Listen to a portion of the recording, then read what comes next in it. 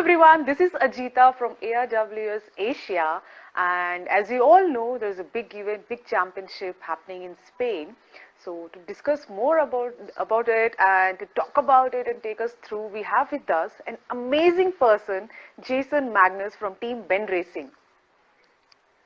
Hi. But before I say anything else, congratulations for winning Expedition Canada. Thank you. I think I had the slightly easier task than going to the World Championships, but it was an amazing race, some good competition, and we had a really good time up there. Yeah, absolutely. And but I would like to know, like you it was your first expedition, I guess, after your hip surgery. And Yes, it was. how did an expedition race go? It didn't hold you Um, back? it was, I'm definitely not full strength, but again, adventure, especially expedition racing, is a lot about teamwork, and I had an amazing team, and so I'm really strong on the bike right now and swimming, and there was swimming, and so they took more of my weight on the running, but I was able to run everything up and down the mountains, and I didn't have any of the old pain, so like I felt pretty much like a superhuman compared to how I felt for the last 10 years. So it was really nice. And, it's that teamwork that nobody was upset. It was just seamless, like, sharing gear, helping each other when we got down and, even the navigation mistakes and stuff like that. It was just a really great team. And the race was, it's very different than what everybody's watching in the World Championships. We had 15 stages, which was why I chose to do that race instead of Worlds, because the longest foot stage was like 10 or 12 hours, right? So Oh, even if my hip was hurting, I would have time to recover, because there'd be a foot stage, a bike stage, a paddle stage, and so there was a lot of foot travel, but it was broken up. So I got a lot of time to kind of rest, take some ibuprofen and keep going. So it was good. good. So that's good to know that there were like 15 stages. And does that helps teams like having less number of legs and then having highest number of legs? That this helps to team. I mean, I think that this probably more so than the World Championships, like transitions were huge, right? So, our team is really good at transitions. And so, one of the remarks we got even from the staffs is like, we're probably not up to Seagate level or Vitarade level. Like some of those guys are so fast, but in this race, we were really efficient. So we were saving 5 or 10 minutes in every transition. And there were a lot of transitions. So that adds up to, an hour and a half or 2 hours over the course of the race. Whereas I think in World Championships right now, really is these big, meaty, long stages. And so everybody's slow in the transitions. Like, you're going for 36 hours and you just have to take a little time with the transitions, or sleep or, recover. So it was interesting. Like we didn't, transitions for us were get in and out as fast as we can. And, also, for us, the winning time was 61 hours. So that's basically no sleep. So we didn't even really consider it. So we're just pushing and pushing and pushing and pushing. So, So how many hours you slept after the race?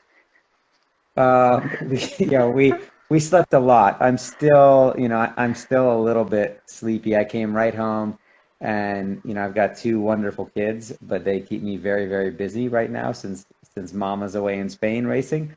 Um, Yeah, so like I'm definitely I think I'm gonna be more tired by the time Chelsea gets home from Spain than I was after the race. I mean, I really think I'm gonna have to recover from watching the kids alone for a week, more than the race. And the other thing is that somebody said it once in adventure racing, and I've kind of been, I believe in it, but recovery is easier when you win, right? I mean, like these races are hard, but the fact that we went to Canada to win, we had a super successful race and we won, somehow like nothing hurts as bad, right? And I think, I feel for Estonia, right? Because, they had such a good race and then Yes.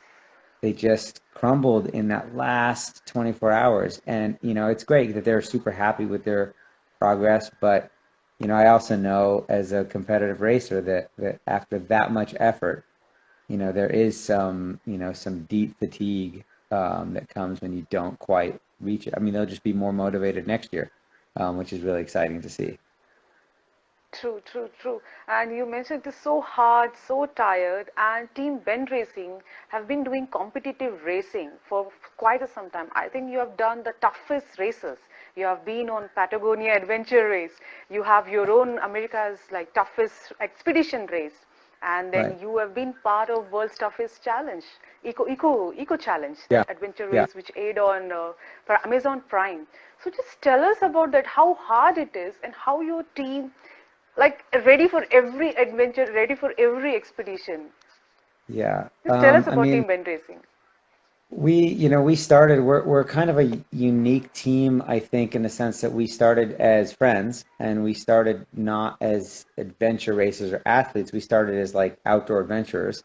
There were climbers primarily, like big climbing, mountaineering, and watched the Eco Challenge like a lot of people, and honestly, saw it and saw the people that were not finishing and were complaining and whining and crying and yelling at each other. And we just thought, like, how can it be so hard? Like, because a lot of the climbing that we were doing, these were big expeditions, and there was no tracking, there was no rescue team. Like it was life or death with you and your teammates or your partners. And so we kind of took that ethic into when we started racing, and we didn't start getting competitive for a while. We just wanted to do the hardest races possible, and we still like that. Like as a team, it's taken us a while to get speed, but what we've always had is like a lot of grit and perseverance, and that's why we've done so well in Patagonia year after year. Like we've been on the podium every time we've done it. We've only won it once, but that came with the speed. In the early years, it was just grit and determination and being fearless in the mountains. And the worse the race got, the better we did, right? So that was kind of all, like we'd go to the race and we'd hope for the worst weather, the longest stages, because we knew that we could outlast people. And then, we kind of realized that more and more teams were coming into the sport and getting faster and stronger. And so, in the last 10 years, that's when we moved to Bend. We used to be a team yoga slackers. We were all acrobats. Like we were spending most of our time doing acrobatics and slacklining over canyons, stuff that doesn't really help you adventure racing. Um, and then when we decided that we got to a point where we thought we know that we can finish any race we get into. And I'm not meaning to sound egotistical, but like as a team, we just knew that there wasn't a race out there that we couldn't finish. And so then at some point, I looked at Dan, and was like, I wonder if we can be competitive. And right around that time is when I met Chelsea, and Chelsea and I did a race together. It was our fourth date, and it was the first race I ever won. I was like, whoa, this is kind of fun, winning a race. And so Chelsea, of course, started out adventure racing by winning. And so she basically developed a taste for winning and or being competitive really early. So she likes to go fast and hard and so that's been great. So she's been really a big push of the team to become more competitive. And then, we just met Lars and Alex, who are great friends now racing, and they ended up just joining the team one time to fill in a gap, and then had so much fun racing together that they're kind of our international flavor with our mostly American team. And then most of us live in Bend because we wanted to be able to train year round, and then we wanted to be able to host races. I think as a longtime adventure racer, one of the best gifts I can give back to the community that supported me is to produce races that I would want to race, right? And it's hard. Like I'm not, like and like putting on races is a very different reward than racing them, right? You're behind the scenes, like if everybody survives, you're happy. Like that's, but it became just this like, how can I give back to this community, and how can I continue to inspire people to do these big races, the kind that I always dreamed about doing. So that's where the organization started, just wanting to be able to share that. So. That's wonderful, Jason. I've been following like all the races you're doing and the adventures you have been part of. And this Eco Challenge was one place, and then Patagonia expedition race. The Patagonia expedition race is one where we actually got to know about adventure racing, and we saw that you guys have won four Yeah, expedition races you have won. So that's yeah, incredible because that is the toughest race which is being named as. It's like that's your last wild race, and they live up to their tagline. yeah, yeah, they do. I mean, that's that, I could never direct a race like that. It's got to be a race director's nightmare. There's like so little logistics. It's so out there. I mean, there have been times that the finish of that race is on a glacier in the middle of nowhere, and then we have to wait Wow. for a Navy boat to pick up the racers, and then on a Navy boat for 3 days after the race going around the tip of South America. And you're just like, what is going on, right? And you're sleeping in Navy cots and eating Navy rations because the only boats that can make that journey are these Navy boats. And it's just like, and this is all part of an adventure race. We're just like, wow. And it's cool. Like when you drop out of that race, you basically have to be prepared to like sleep on some remote beach for days until they can pick you up. You don't get to like drop out in a God. Spanish village and go get cappuccino the next morning. Um, so I mean, there's pros and cons, but yeah, Patagonia is pretty wild, and I think that may be the only time in my life that I get to say that I beat Vitorade. But that race was when we beat Vitorade in 2018. That was we laid everything on the line, and we know they did too. And we just our mountaineering experience, we were able to push through this massive storm high in the mountains, like really scary stuff. But we were confident because of our past in the mountains and our teamwork, and then we were just able to like we know that terrain well and push and continually put time on them, which I haven't been able to do since. But now I have a new hip, so who knows? I'm very excited to be competitive again, and it's interesting at this point, having had two hip resurfacings and having spent a lot of my racing career in pain. I'm just excited and super grateful to be able to race. And I want to win. I want to go as hard as I can. I want to be competitive. But at the end of the day, I'm also just so grateful to be able to be competitive and to be able to race with my friends and my teammates and see how far we can go. So that's really exciting. Wow, wow, Jason. That is like, as you were speaking about Patagonia, literally had goosebumps because I know for a fact, having experienced few expedition races, what exactly goes down there, and you explaining everything, what happens at the finish line, you land on a glacier. Oh my God, let's hope that we get to experience that someday. Yes. Maybe, yes, of Yeah. course, we have years of training, years of lot of hard work. That is Yeah. what. And as you mentioned, all your racing career, you have been through so much of pain. I guess every team watching this, they should be ready to and overcome that pain and like brace that pain. Right. And you just have to turn it into something that is positive. It's almost like like a crucible or a fire. And, Chelsea talks about it really eloquently, because Patagonia has been such a soul race for us, especially because I proposed to her on the podium of Patagonia. Like we went back there when we were Wow. engaged. And just like, there's the film that chronicles our win over there, but mostly it's following our journey after losing one of our twin boys, right? And Yes. so Chelsea lost.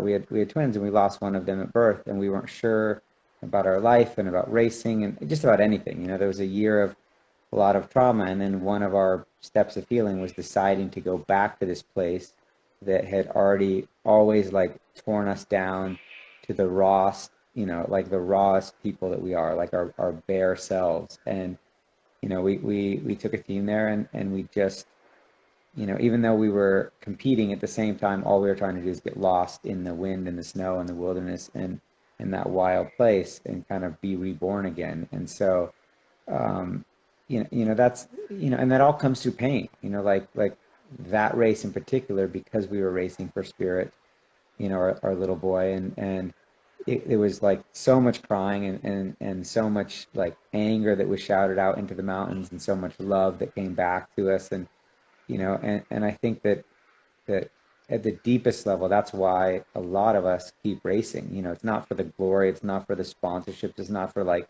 the fame, because nobody really cares about adventure racing, like in the global sense, except for the people that are in it and that understand how powerful it is, right? And so it is. That pain can become the greatest vehicle for growth and for love and for learning. And so, that's kind of what it's all about for us.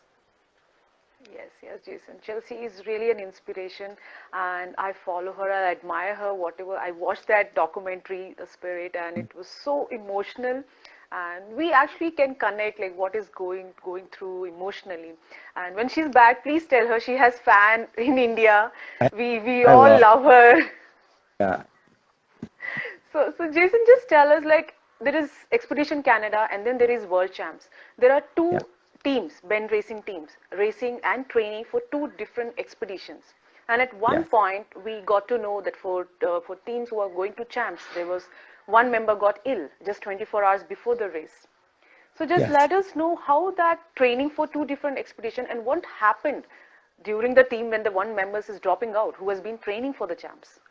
Right. It was really pretty difficult. We have a really solid team, and we have a really solid team in Bend, and um, just we took two teams as well to the national championships, because that's a three-person team. It's kind of a weird setup, but I was racing with a new guy that's not on the team yet, and just kind of seeing how my hip was doing, and then the world's team, the three from Bend, were racing together and did really well, and so they felt really tuned in, and then just a few days before we were leaving, Chris tested positive for COVID and felt really sick. And, we had a hope that he might recover, because it was about a week or 10 days beforehand, but he just got worse and worse and worse.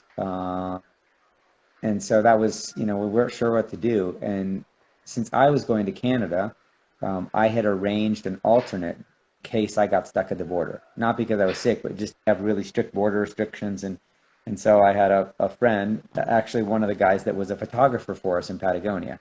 So he's done some racing, but he's also does a lot of like video and media for us. Um, and so I had arranged for him to potentially go to Canada with me as an alternate and to film some. And then, we called him and said, hey, change of plans. Like, can you go to Spain? Um, and thankfully he said yes, right? I mean, his name is Darren Steinbeck. He's been a friend of ours. He's also an acrobat, right? So we have a weird group of friends. Like, these are all acrobats that we've gotten into extreme endurance stuff.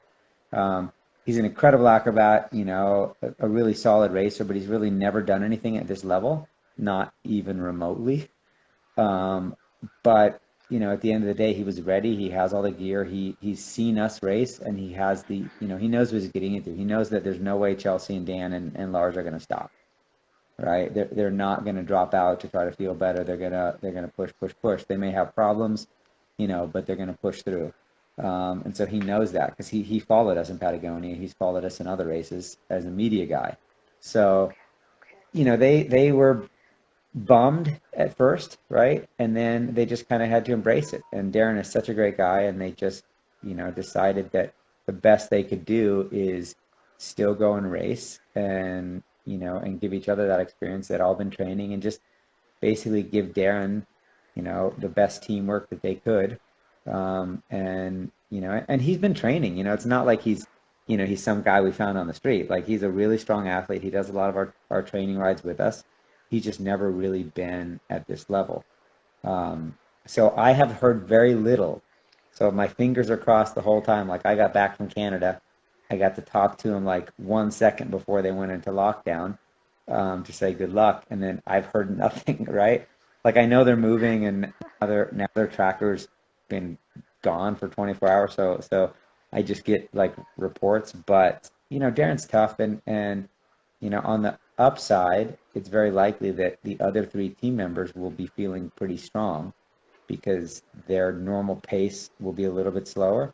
So they'll be able to carry some weight and help as much as possible. So, I mean, and who knows? Like, I'm really maybe somebody else fell apart, and Darren. I mean, Darren's already the hero. Like, come on, who goes to World Championships with 24 hours notice? Like, he literally Right, right. called him Sunday, and he drove down to our house on Monday, and they got on a plane Monday night. Right? It's like that fast. It's pretty insane. Um, so like he's a hero, like whatever he can do. If they finish this race and they finish the full course, it's pretty amazing. So I think it's really cool what he's doing, and I can't wait to hear stories. I don't know if he'll ever want to race with us again. Who knows, right? I hope he does. I hope he wants to keep racing. Last time I talked to him, he was like, I don't know if I want to race. I might just want to do media, right? I know he'd had kind of had problems fitting in with the team. Like he'd had some teams that he was building, and so he's just a really, really sweet, amazing, thoughtful, great teammate. I mean, he was our TAC in Eco Challenge, right? So when Dan and I were racing Eco Challenge, he was our TAC.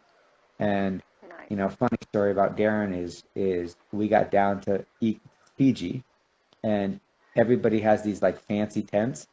Like some of the people in Fiji had these big ornate things, and we're looking around, being like, "Man, Darren, did you bring us like anything like that?" And he was like, "No, we had this like single pole tiny tent teepee, ramen noodles." But Darren was the best TAC because he didn't baby us. He knows adventure racing, he knows expeditions. He gave us exactly what we need.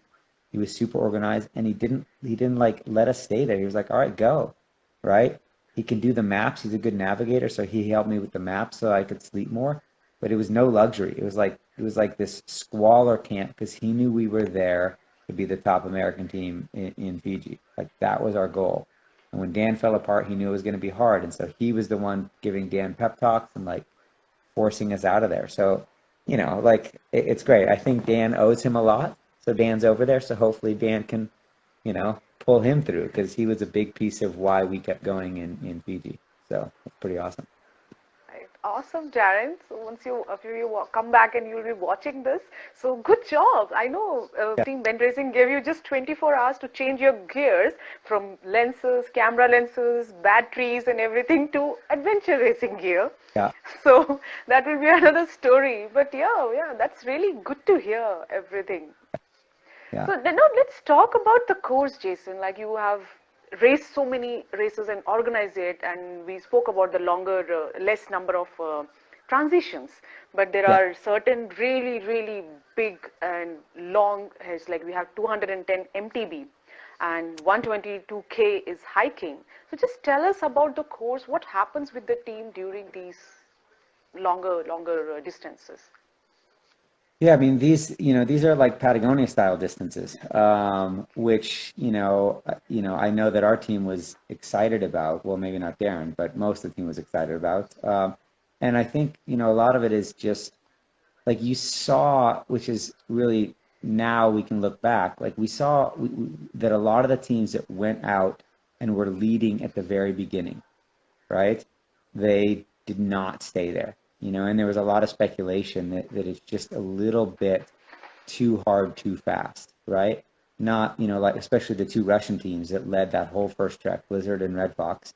Yes, Um, yes. amazing, amazing teams and athletes. But there comes a point in these big distances where I think, a lot of it is perseverance, like settling into a pace, making sure you take care of your feet. Um, and at the same time, like I would be the first to say that you can't, if you want to win this race, you've got to still be in that lead pack. Like you can't be 40th place and you're not going to make it all the way up. So I think there were a lot of kind of these smart top teams that were in that. You saw Vidaray do it. You saw the, Swedish Armed Forces that ended up winning it. They were, solid in the top 10, but they were not, they were a couple hours behind the leaders. True, true. And it's also interesting that I think in most of these big races, it takes a while to warm up, even for the best navigators.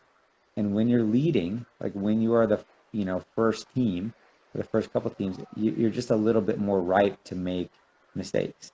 We saw that with NthAdventure. Like I'm not sure where they just went too far down that ridge, and then just ended up losing a bunch of time. And those kind of things aren't make or break, but I think these huge courses are a different kind of racing. You know, it's it's interesting to see the World Championships. I love the fact that it changes every year, right? Because next year it may be a very different course. Like Reunion Island had a ton of like little, even within a leg, they were like pack rafting, then taking out your pack rafts and rappelling. They had all these, like it felt like a very different race.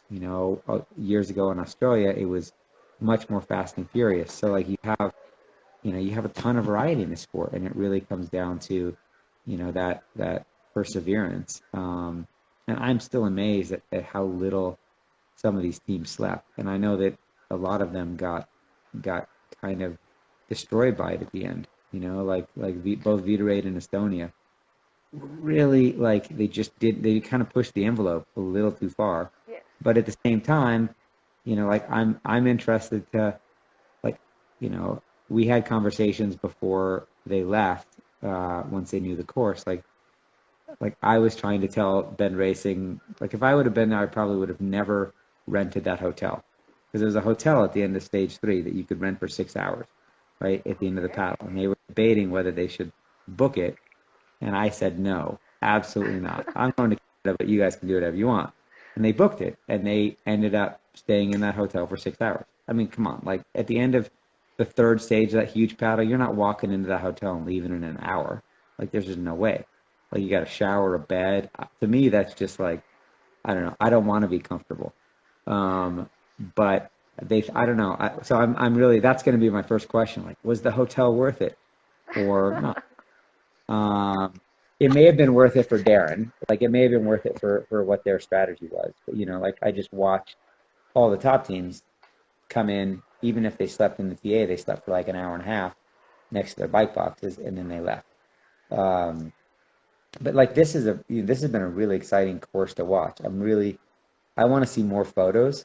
Like I've been, following the dots and stuff like that. But it's also unique because this was huge stages, but they went through a lot of towns, right? Like Yes. even Yes. within these big stages, they passed through a lot of tiny little villages, which can be great because it always shows you for sure where you are navigation wise. Can be great because you could go light and fill up water, but it also could be a time suck if you're like, getting drawn into every ice cream and coffee shop that you pass by. But like even just looking at the maps of the first couple stages, like it's kind of neat to see the countryside of Spain in that way. So I'm a little bit sad that I'm not there, but I'm also happy that I got to go to Canada and already going to be way more recovered than they are by the time I get home. So that's good. Yeah, it's interesting. Like once Chelsea is back, then you both will have different expedition stories to share, and I'm not Yeah, sure like who will have more stories to tell, because you yeah, are the winner at Expedition Canada, and Chelsea is gonna be fighting for the finish line. yeah, yeah. So I mean, it's we kind of we both we're excited. This is the first time. Well, we raced against each other in nationals, and Chelsea has decided that we will never do that again. She never wants to race against me again. Uh, I thought it was fun, but I also, we just have a different attitude. Like I'm older. I've got two fake hips, so anything I get is like gravy. Chelsea is, you know, 9 years younger. She is incredibly competitive. She's way better.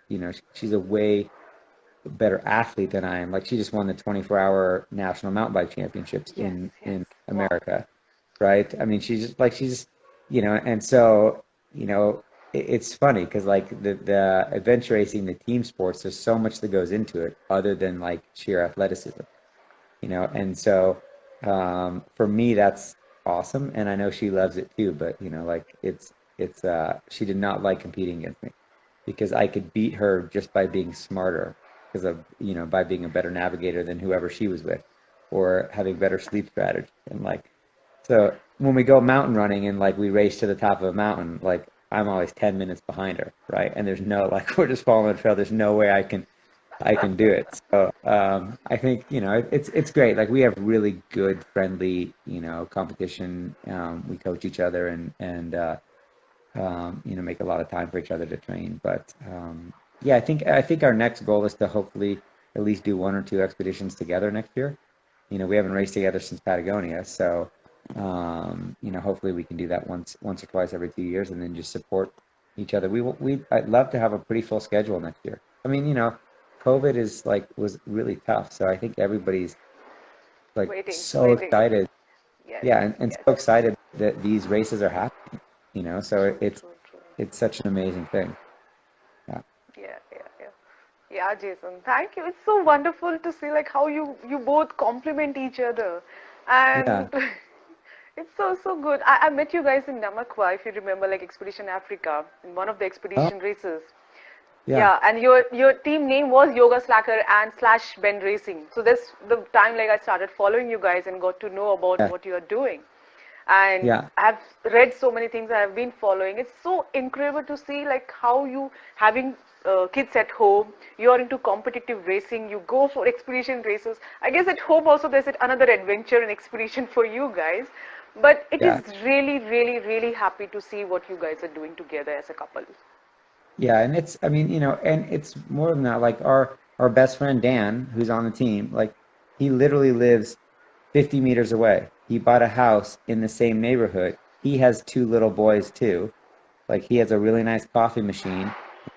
We have all the paddling gear in our garage. Like we built a training center in the garage, and so it really is fun because we built this community around having kids. And then, all the like Mel Coombs, who's on our team, like half of our team have kids, and we all decided to do it and keep racing and like stagger, how old the kids were so that we could always have, Wow. I don't know, and it's super fun to just make it happen. And I think a piece of it is that it is nice to hopefully be inspiring to some of the younger athletes that are wondering if they can still stay serious in this sport. And it's not easy, but it's definitely worth it, man.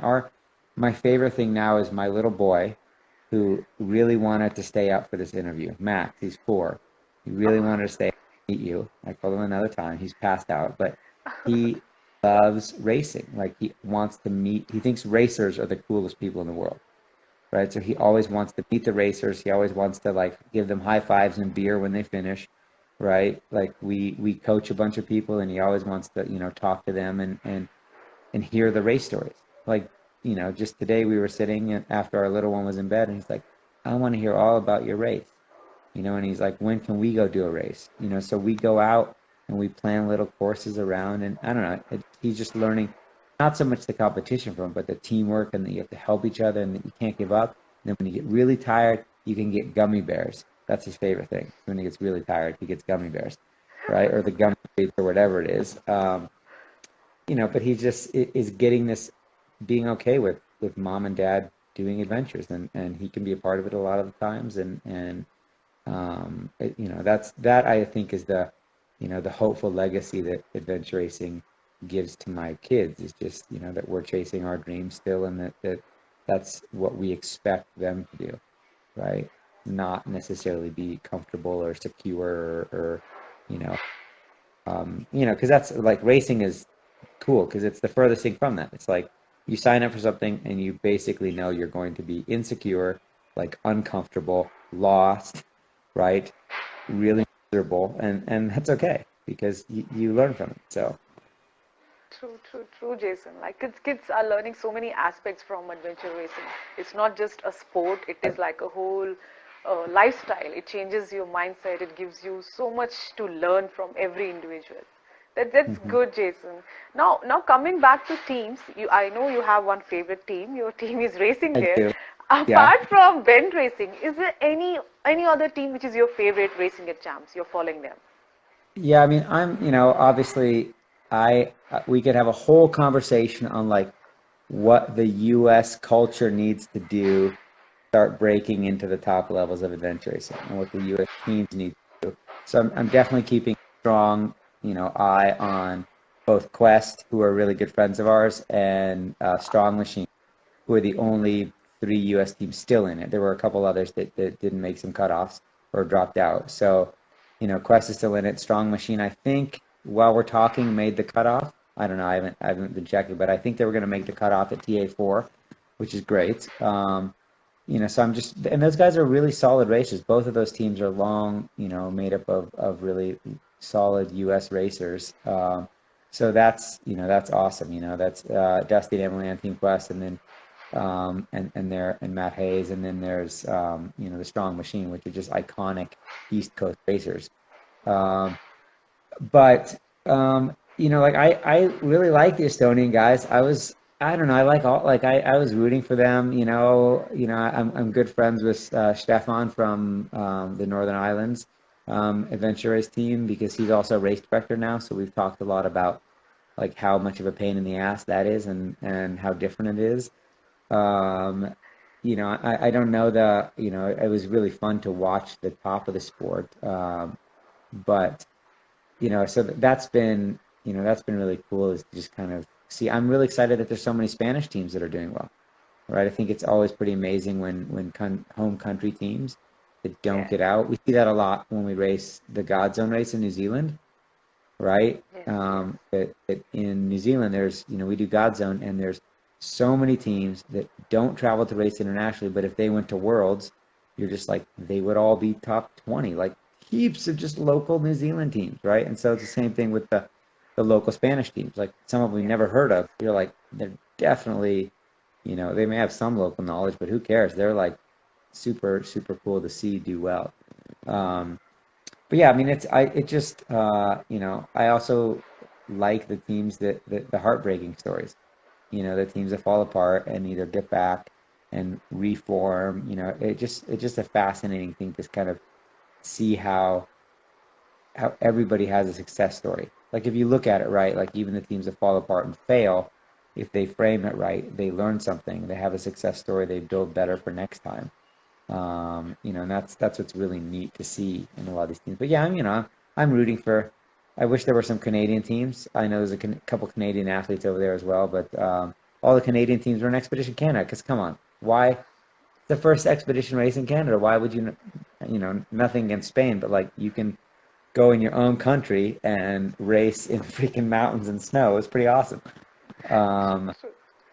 but yeah, it was so yeah. I'm a little heartbroken for the Estonians because I think they're They really, deserved. Yeah. They were really good. and yeah, and they're really really inspiring. So, um, but yeah, I mean it's been really really really cool to watch while I recover. I gotta Yes. say I did this the right way. I got to race first and watch second. Chelsea got to watch, and then that kind of makes you more nervous, right? Like I get to watch this without any race like in the immediate horizon where my only goal is to like keep my kids alive and walk laps around the yard and clean my gear. Like it's not too bad. So yeah. So I know she was pretty nervous watching us, and then really excited when we won, and then basically had to go get on a bus and do the longest trek you can imagine. So you know, Yeah. I'm Yeah. excited to hear how it goes for her. Yeah, yeah, yeah. Awesome. So all the US teams watching this, yeah, good luck. So we'll just rooting for you. Jason is rooting for you. So America's toughest race for 2022. What is in store for the people? You have I mean, done Canada, champs yeah, Chelsea is doing. How are you going to make it more tougher? It is already the toughest race. it doesn't need to be tougher, right? What we need is some European teams, which we'll get because hopefully the restrictions won't be there, and some Canadian teams. Um, I mean, it's a tough race, and like that's what I love. Like this last version, because we only had American teams, right? It definitely for some of the teams, we let some newer teams in because we lost, 30, European and international teams. So there were definitely some newer teams that got into this that probably didn't have a clue, right? And it's a tough race, and it's you should be expecting something along the lines of a World Championships or a big ARWS race. We're going to have a lot of single track. Um, the joke that I'll say is most of it will be rideable this year. There was a lot of single track last year, and a lot of it wasn't rideable unless you were really good. Um, it's going to have mountaineering, it's going to have rock climbing, it's going to have whitewater pack rafting. Like I put Wow. all the technical stuff that I want to do. Like before adventure racing, I spent my years being a really accomplished mountain athlete. From whitewater to technical rock climbing, mountaineering, mountain biking, and so those are the things, canyoneering, like all that stuff is what I want to put into a race. So I don't shy. I know some race directors are more nervous. I tend to not shy. Maybe I should be more nervous. I should probably pull back some, but like we'll have, class 3 and 4 whitewater, in a backdraft in the race, and you're welcome to portage it. But we don't make you do that. Same thing with the climbing, and so it's a technical long race. There's going to be lava sections. It's going to be awesome. Like like anybody that likes that stuff, that likes, I'm just going to say it, like hardcore, real adventure, not just racing. It's not a glorified triathlon. Like you're gonna be working, and some of the stuff is going to be slow travel, but if you've never been to Central Oregon, it's a stunningly beautiful environment. You'll be going up into the snow. You'll be riding downhill single track for, you know, 50 miles, just flow track. You'll be pack rafting. You'll be, going up to 9,000 feet down to 1,000 feet, which is like what, 300 meters to 3 or 4,000 meters. You know, it's big stuff, but it's beautiful. So yeah, I'm really excited. My goal is that at least, 5 to 10 teams finish the full course every year. So I want top teams to come, and we have a good way of short coursing, and kind of a self-selected short course, so teams we have pro points because we do a long point-to-point journey. So there's no loop. It's a lot like Worlds. Like it's a big journey. So it's not loops. It's not an easy thing to get Wow. out of. But there are pro points, which basically means that when you're slowing down or when you're trying to make a cutoff, you can choose to skip certain points and still be officially ranked, right? But you have to choose that because once you miss a cutoff, there is no short course. We don't move you ahead, right? You just go back to the hotel. So it is being like a big expedition, which you have a lot of objectives, and as your team, you have to decide to eliminate objectives to meet the final objective, which is getting to the finish line. That's our favorite thing, is like no matter what you do, if you end up taking yourself to the finish line and getting the mandatory points, you're an official finisher and you rank in the full ranking. So it's Wow. kind of a unique system, but it's worked It's really really interesting. well. So Great so to yeah, know I that. mean, Nice. I'm excited. I'm excited that Expedition Canada is happening again. I'm excited that the World Series is, like I'm excited to just race and help grow the sport. So Thank you. Thank you, Jason, for that. Yeah, now we are moving towards the end of this session. So thank you so much, Jason, for joining us. yeah, thank you. And before we sign off, any last message for the teams and for Chelsea, for people who are watching us or who are new to adventure racing? Any message for them? Yeah, I mean, if just go do it. Like just go to sign up for a 6 hour, a 4 hour. It all feels the same, right? Like 4 hours are amazing. My message to Chelsea is I love you. I'm proud of you, the whole team. I have no idea where you are because you've been dark for 24 hours. Like it's kind of freaking me out a little, but Max and Revel keep asking about you. All the kids, Dan's kids, and I miss Lars. I have so many stories about Lars that I can't tell in public.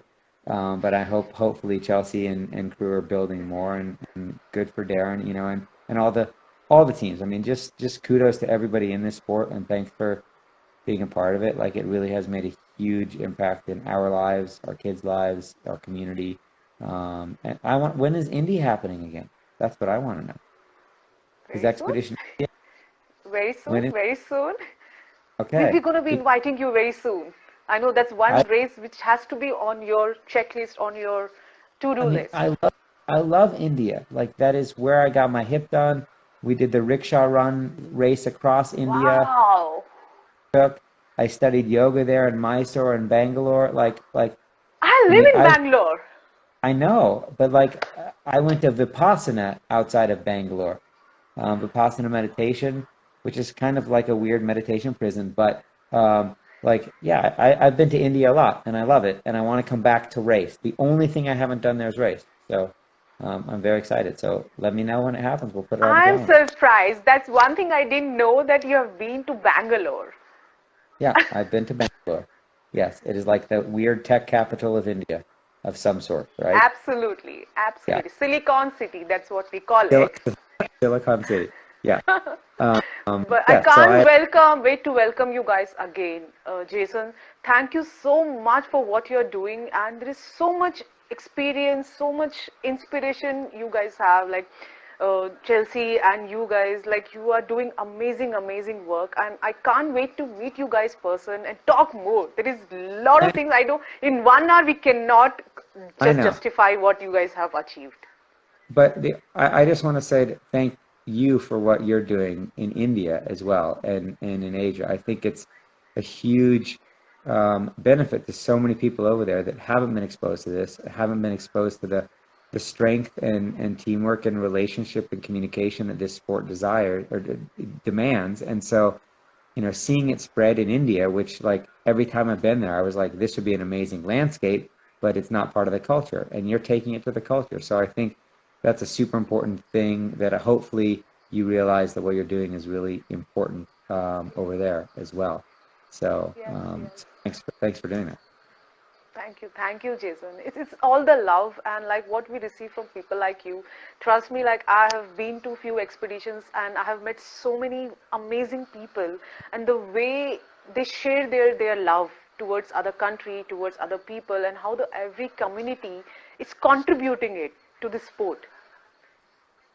Yeah, I really love that, and just let us, that is keeping us moving, and we hope someday we can bring the same culture in India, and we'll have multiple teams racing at various yeah, expedition races, maybe expedition, America's Oregon, yeah, expedition Oregon, yeah, champs, so maybe you never know. yeah. We want That's to great. send many teams from India. Do. Yeah. Well, we would love to welcome you, and we can't wait to come over there. So, Yes, yes, absolutely. Thank you, Jason, for making yeah. time and really, really appreciate it. I know it is night and your kids are sleeping, and continue dot watching, and I'll see you other Yeah. side really Cool. soon. Okay. Thank you so Thank much. you. Bye, Bye everybody. bye. Bye. Bye bye.